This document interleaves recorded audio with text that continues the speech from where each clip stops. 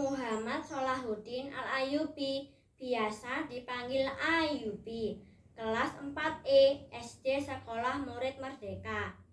Aku mau mempresentasikan proyek sumatif triwulan 3 dengan tema Aku Ilmuwan Cilik. Judul proyek sumatifku, pemanfaatan panas surya untuk menyalakan lampu LED. Tujuan eksperimenku 1. Kawan murid dapat membuat rangkaian peralatan yang dapat merubah energi matahari menjadi energi listrik. 2. Kawan murid dapat membuat rangkaian peralatan yang dapat merubah energi listrik menjadi cahaya. 3. Kawan murid dapat menjelaskan proses pembuatan panel surya untuk menyalakan lampu LED. 4. Kawan murid dapat menjelaskan proses terjadinya perubahan energi yang terjadi pada peralatan panas surya untuk menyalakan lampu LED. 5. Kawan murid dapat menjelaskan proses cahaya tersebut dengan dilihat oleh panca indera kita. Sumber energi yang aku pilih berasal dari sinar matahari dengan teknologi panas surya. Bentuk energi yang muncul saat eksperimen berlangsung yaitu 1. Perubahan energi sinar matahari menjadi energi listrik. 2. Perubahan energi listrik menjadi energi cahaya. Proses perubahan energi sehingga menghasilkan energi cahaya yaitu solar panel merubah menjadi energi listrik. Proses ini disebut efek fotovoltaik. Dari solar panel keluar energi listrik DC yang bermuatan kutub positif dan kutub negatif. Kemudian arus listrik tersebut dialirkan melalui kabel berwarna hijau dan hitam. Warna hijau bermuatan positif, sedangkan kabel hitam bermuatan negatif. Kabel dihubungkan dengan lampu LED. Kabel hijau bermuatan positif, dihubungkan dengan anoda LED kaki yang lebih panjang, sedangkan kabel negatif dihubungkan dengan katoda kaki yang lebih pendek. Ketika energi listrik memasuki lampu LED, dioda dalam LED akan mengarahkan arus. Arus tersebut akan menyebabkan elektron-elektron dalam semikonduktor bergerak sehingga menimbulkan cahaya pada LED. Sifat energi cahaya pada eksperimen. Merambat lurus. Ketika lampu LED menyala, cahayanya akan merambat lurus. Di ruangan yang tertutup dinding, cahaya hanya bisa masuk melalui celah yang ada, seperti jendela. Dapat dipantulkan. Cahaya bisa dipantulkan dari permukaan benda. Cahaya lampu LED dipantulkan oleh cermin. Menembus benda bening. Cahaya lampu LED menembus kaca atau gelas bening. Diuraikan. Cahaya bisa diuraikan menjadi warna pelangi menggunakan prisma transparan. Saat cahaya lampu LED mengenai CD, warnanya akan diuraikan menjadi pelangi. Dapat dibiaskan. Ketika menembus media yang berbeda, misal dari udara menembus ke air, cahaya bisa dibiaskan atau dibelokkan. Contoh, pensil dalam air terlihat patah. 6.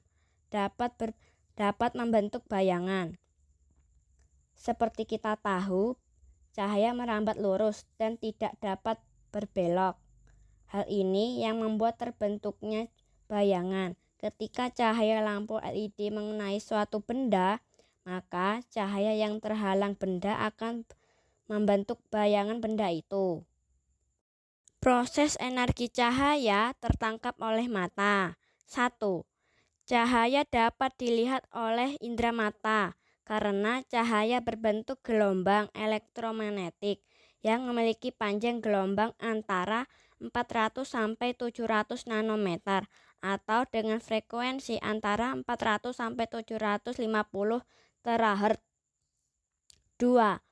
Benda memantulkan cahaya ke arah mata. 3. Cahaya dari LED masuk ke kornea melalui pupil, kemudian cahaya dibelokkan. 4. Iris mengendalikan jumlah cahaya yang masuk ke mata dengan membesar atau mengecil pupil. 5. Lensa mata mengarahkan cahaya ke retina sehingga bayangan benda jatuh di retina.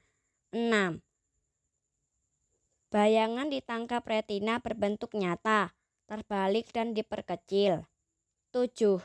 Sel fotoreseptor pada retina mengubah cahaya menjadi gelombang listrik yang diteruskan ke otak melalui saraf optik. 8.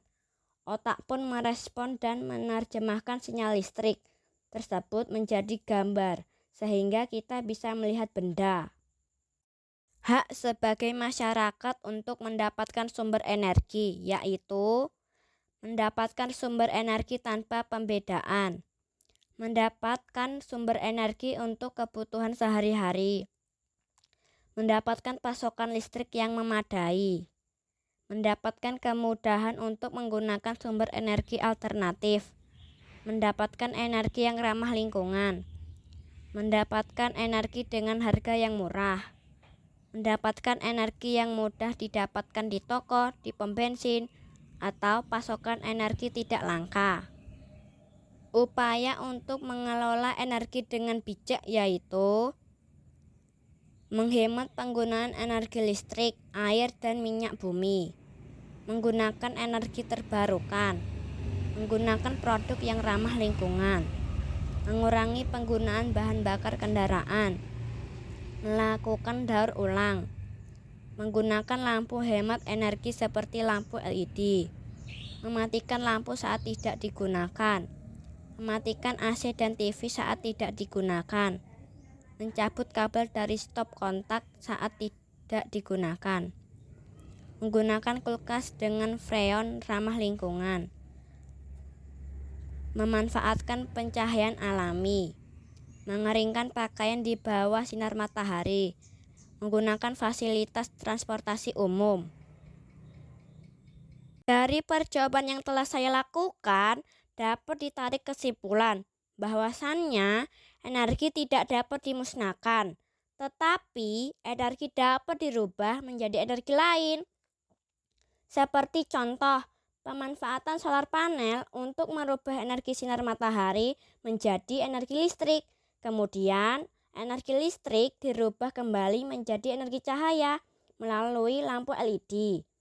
Energi sangat penting sekali untuk menunjang aktivitas kehidupan kita. Untuk itu, mari kita gunakan energi dengan bijak agar energi tersebut dapat dimanfaatkan oleh generasi berikutnya. Terima kasih telah mendengarkan presentasiku. Semoga informasi ini bermanfaat bagi kita semua. Terima kasih.